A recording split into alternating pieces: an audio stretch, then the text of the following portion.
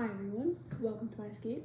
The background looks a little bit different today. I'm dog sitting for a friend for a couple weeks, so this is what we're working with.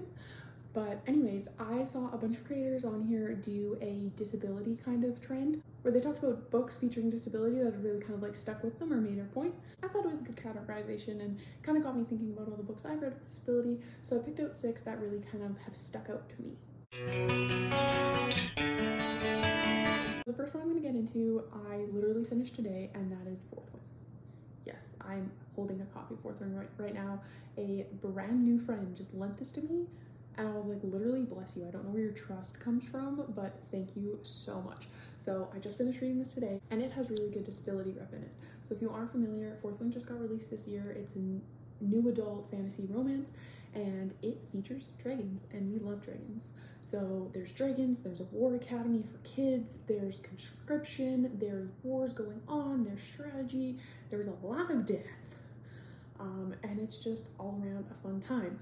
But the disability rep in here is the main character has a chronic illness, so it's not specifically named, but it's like she has very frail bones and ligaments, so she gets hurt quite often. So what would normally just be, say, a bruise to another person will be like a broken bone to her. And now she's in this war academy, military academy for children, where like half the class dies before the end of the year. So that was really interesting to see how she dealt with it, to see how, you know, other people's opinions kind of affected her, what they would say, like friends and enemies, how she kind of processed her own identity and what it meant to her and what she could do about what she could control. The disability rep in here was just phenomenal. The author never tried to fix her. She said this character has a chronic illness and that is what it is. So definitely would recommend for this trend. The second book I recommend, the main character has autism or Asperger's, is on the spectrum. Can't exactly remember which, and the description doesn't tell me, but I read it years and years ago. It sticks with me to this day. It's called The Curious Incident of the Dog in the Nighttime. It follows this young boy, I think he's like 14. Again, he has autism, and he hears something in the night, and then the next door neighbor's dog, or his dog, one of them, goes missing, and he tries to kind of uncover what has happened. The way he processes the information he absorbs. There's equations written in the text, there's imaging. It really was a very, very interesting look into someone who thinks differently in some ways of processing information that would never ever occur to me, but logically like work their way through. It was very interesting. It was very different from everything I've ever read. But yeah, the depiction of the boy and his thought process was so captivating and so original. If you're looking for an autism rec, I would definitely go with this one. Another autism rec, if you're looking for a girl and romance, The Kiss Quotient is a contemporary rom-com, and the female main character also has autism or Asperger's, is on the spectrum as well, and she is an adult, so she's in her late 20s, early 30s. She's got an incredible career. She's very focused, very driven, very data-based, and she struggles with human contact and interaction.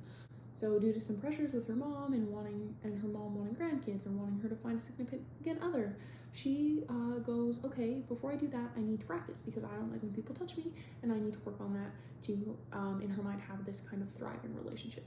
So she hires a male escort to teach her how to be touched, basically. And yeah, the story kind of unfolds from there. Again, it's a rom-com, so it's not quite as interesting, not quite as original as The Curious Incident of the Dog in the Nighttime, but if you are looking for like a rom-com story just with disability rec in it, this is a good one to try as well. Watching them kind of come together and figure each other out and kind of figure themselves out along the way was very cute. And then another romance with disability rep, I don't know if you'd call this a like drama romance or a dark romance. I'm not entirely sure. It doesn't get that dark. It's called Hush Darling. The male main character, he's deaf. So again, they're adults because it's a romance. But he lives out in the woods and he's fully self-sufficient, and he's got his whole house set up for his style of living, and everything's set up, you know, for a deaf person.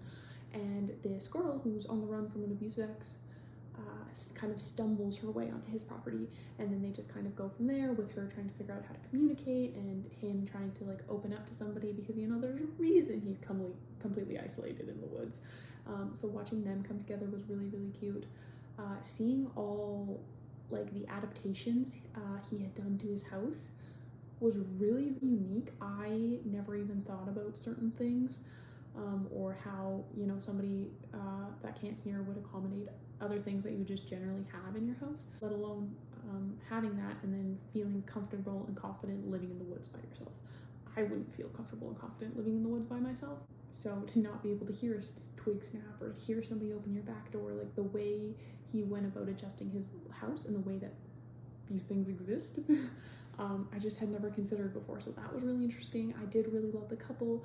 I did really love Tanner, the main character, and it was just a cute story overall. One that's kind of two.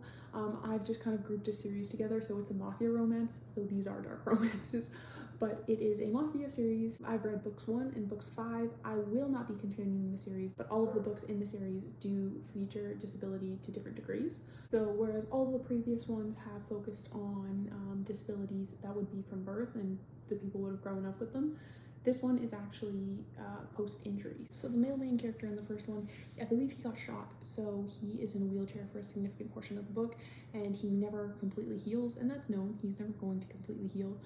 So he's in physiotherapy for a lot of time. He's learning how to rewalk. He's learning how to deal and accommodate and kind of rework his mind around this. So that was a different kind of angle to take disability from. And the fifth one was more, again, of that mental disability. It's never specifically said, but it would group somewhere in like extreme cases of OCD, perhaps high levels of anxiety or debilitating anxiety.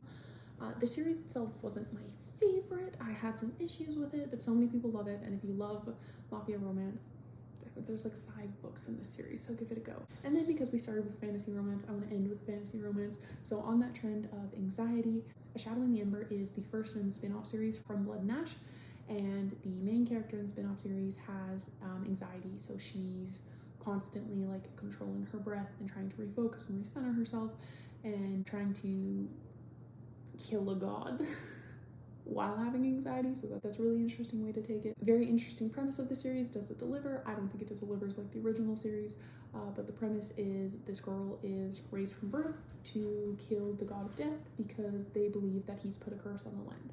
So she is raised under this deal where the god of death thinks that when she comes of age, he's going to take her as a wife, and she's secretly being raised as an assassin.